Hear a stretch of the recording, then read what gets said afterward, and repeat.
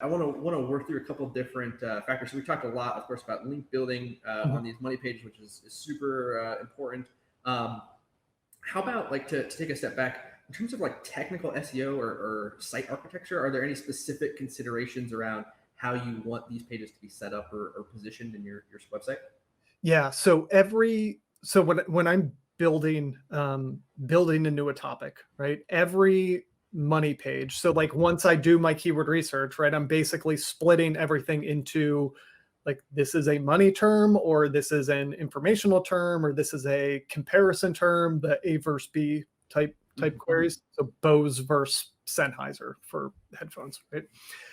So everything kind of gets categorized. I will build my money pages first, right? Because I want them indexed and aging as soon as possible.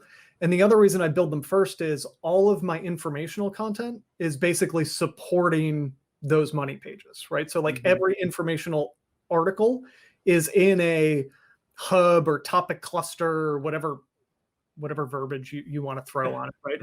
I like topic cluster from the HubSpot graph, just because I think that was the first image I saw that like just distilled it down to as simple as it can possibly be in visual form.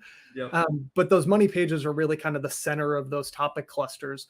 So as my informational content gets published, every informational article, there's like a checklist that I go through of like, it's got a link to a money page and it's got a link to 2 other informational articles. Like those are just the high level rules, right? So I want my money pages up first because I don't want to publish a bunch of informational content, then go to the money page, and then have to, again, like if I could do less work, I'm going to do less work. So if I can sequence page launch in a way that makes it easier for me, that's the way that I'm gonna do it. So then tech setup for the money page, like these are the pages you should kind of obsess over. Like if you're going to get obsessive about load time, your money pages are really where you should be obsessive about load time, right? Because these are the things that you want to rank for the highest value terms you're going after. And then you want the user experience on these pages to be as good as possible because you want them, you don't want to get in their way, right? If somebody's looking for best headphones, I want to give my opinion about the best headphone and get you a big old link that you could click on to go buy that thing somewhere. Get out of your way and let you make the purchase, right? Like that is my goal.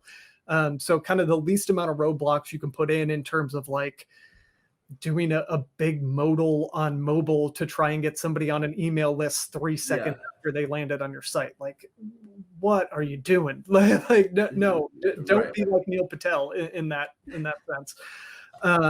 So I think stuff like that is super important. But then for even outside of those pages, for all those informational pieces, right, I'll try to also automate internal linking as much as I can, right? So I'll have an informational article, and then in the template, and some page builders like Elementor can make this easy. Underneath the main post, there'll be a block that'll say more guides on XYZ. And then it'll automatically link to the 8 most recently updated posts in that category. So then I have internal links to other stuff on that topic, and then one hard-coded link in that block to the money page for it. So even if by some weird accident of happenstance or whatever, the piece gets published without a link in the content, there is a template block that links to the money page for that category.